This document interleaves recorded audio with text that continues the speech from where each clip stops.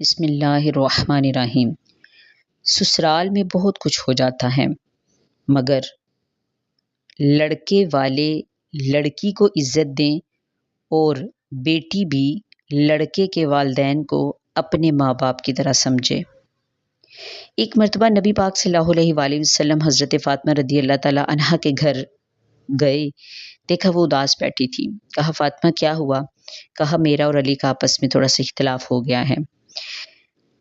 نبی پاک صلی اللہ علیہ وآلہ وسلم جب باہر گئے تو حضرت علی رضی اللہ تعالیٰ عنہ کو مسجد میں پایا، وہ اس وقت سوئے ہوئے تھے۔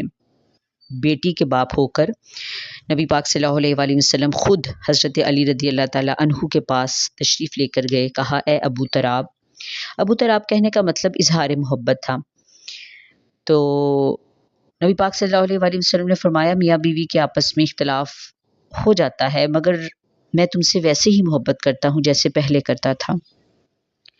آپ نے نہ حضرت علی رضی اللہ تعالیٰ عنہ کی سنی، نہ فاطمہ رضی اللہ تعالیٰ عنہا کی، بلکہ آپ نے حضرت علی رضی اللہ تعالیٰ عنہ سے کہا آؤ میرے ساتھ۔